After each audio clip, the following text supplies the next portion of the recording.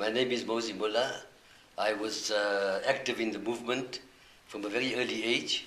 The age of 15, I joined the Indian Youth Congress in Johannesburg. And I went to jail. I took part in the Defiance campaign in 1952. Later, I was expelled from school because of my so-called nefarious activities. And I became fully involved in the movement from a year later on a full-time basis. And 1950, took part in the Congress of the People campaign where the Freedom Charter was adopted. This was one of the major documents. You must be aware of that fact. In 1956, I was picked up together with Nelson Mandela, Walter Sisulu, Ahmed Kathrada, and others. I was one of the accused in the treason trial from 1956 to 61. We were 156 accused, and the states alleged that we were plotting to overthrow the state by violence and replace it by a so-called communist dictatorship, which was a lot of cock and bull because the charter it was a plain, simple case of asking and demanding our basic and fundamental human rights.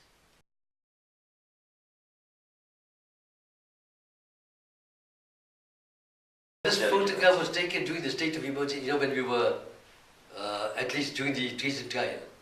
It was taken at the old synagogue, which was converted by the state into a special court to try us, because there were not big enough courts to try so many accused. But we were only 30 at the time. However, it was a very special court. Yeah, it was posed because, I said that we just put a little, not a chair, but a little box there. And I stood next to him, and you could see that it was told, but he might just pretend as if you're reading something. People used to just take a little drive down here, come here and say, oh, that is the kind of a place I'd like to stay, because you couldn't, there were no opportunity. I mean, the law prohibited you from staying here. It was illegal. It was an offense. Take, for instance, if a Mandela came to visit you as a white colleague, actually you as the occupant of the house were committing an offense by keeping a black person there, you see. And and Johannesburg at the time, particularly in the 50s and 60s, was so-called white area, white by night. Immediately on your left here was Dr. Dadu used to live here on the corner. And this is where Dr. Dadu used to live. He used to come down walking all the way from the ANC offices, TIC offices, and he had his surgery here as well as his residence. And he was a very popular personality because of his active involvement in the movement. Dr. Dadu was one of the giants of the freedom struggle. He had influenced hundreds of people, and he was very popular among the African people too. That was old Doc. In the Picasso Club was myself, Kathy, Babla Saluji, the late Babla Saluji, Isaac G, and Farid Adams. So we used to put up slogans, and on the Supreme Court we put up a slogan there: all shall be equal before the law. Then at the public library we had, because that was only for whites, so we had a slogan there: we black folks want to read. And they came and they blasted the thing, cell blasted it. Took them nearly 24 hours. And that same night we went and put up another slogan: we black folks ain't reading yet. Lawyer Mohandas K. Gandhi defended the accused in court. The law, he said, violated the conscience of the accused. Gandhi also stood trial here for political offences and was sentenced to his first term of imprisonment in 1908. From their birthplace in Johannesburg, Gandhi's ideas of passive resistance or soul force spread across the world. So Gandhi is part and parcel of the South African movement. As a matter of fact, the Indians always say our contact with South Africa is that the father of the nation learned his philosophy or started with the Satyagraha movement in South Africa. So, but this is good that Gandhi has been honored in this way. Einstein said that 1,000 years from today, people will scarcely believe that a man such as him walked the earth. You see all these regions, all these areas here, No Indians, Africans could even open up shops here, businesses. You had an occasional one here, maybe a tailor shop or something like that, but otherwise it was all only for the whites. You see.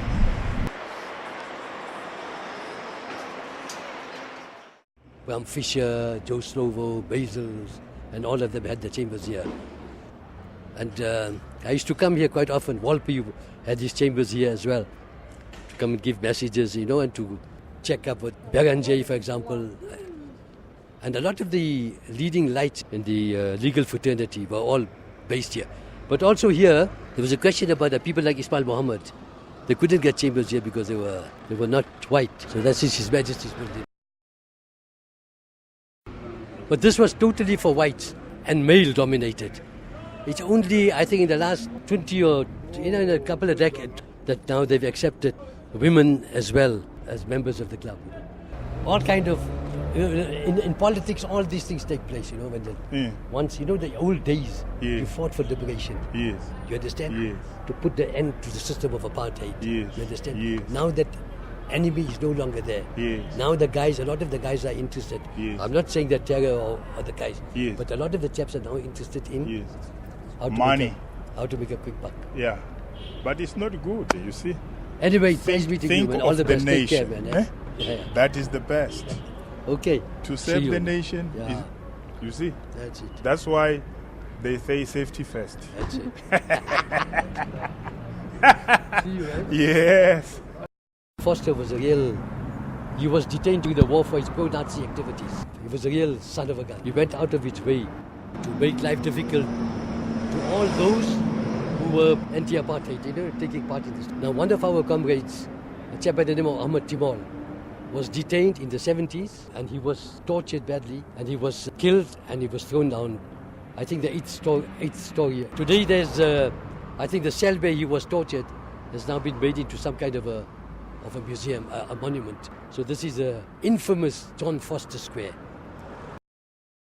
So this is that famous Victor's hairdressing salon, you know. But I haven't been here for a hell of a long time. You can see it. Yeah.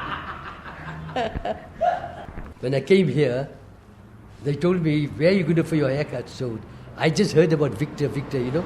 So I came, and from Fordsburg, I came down, and then I had a haircut. Now, you know, my hair is always wild. Yeah. So he cut it a bit short. Yeah. So this chap was a friend of mine, of Vallabh Jaga.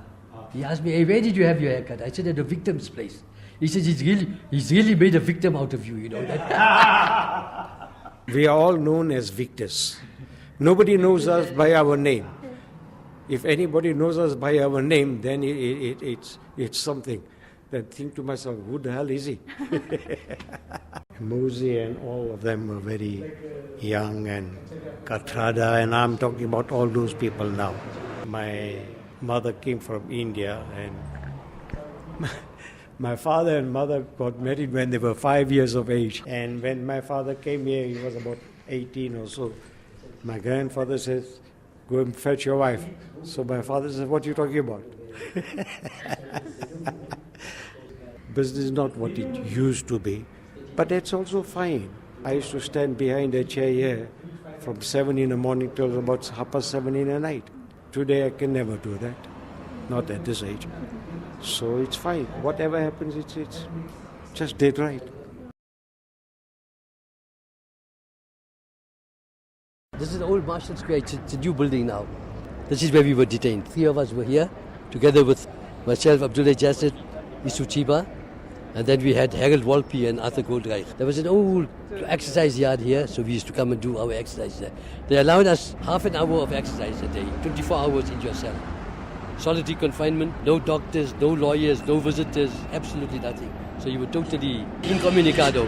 And at the end of 90 days, they rearrest you. On my 89th day, they took me away from here and took me to Mondial police station. The following day, released me with the idea, so they give you a little bit of freedom to see. So they allowed me to walk for about 50 or 100 yards, picked me up and brought me back to Marshall Square. So before I left, we had already organized the plan to escape. Yeah, so this fita starts actually from here, you know. I mean, the Indian, colored and Malay and African area started from 11th Street on that side of the road. This side was all whites. So you could not, if you played here, if you came down this side, if you played football, the guys would beat you up. And as it is, they used to fight you, And from here, right up, I think 22nd or 23rd Street was the so-called non-white area. It's from Krause to Delray Street. So it's about a kilometer, a square kilometer. But Fitas was a very vibrant society. You had, you could see how people were living, cheek by jowl, Families after families lived here. And 14th Street was very famous because of the shops, and people used to come for bargains and all that, like the Oriental Plaza. Then later on, they decided to get people out from here. I used to sell my newspapers here on a Sunday morning. So started from the top, going down. Every house used to put on Springbok radio. So you could listen to a song starting from the top by the time I came to the bottom. So if you wanted to hear Strangers in the Night, I'd know the entire song by the time I came at the bottom.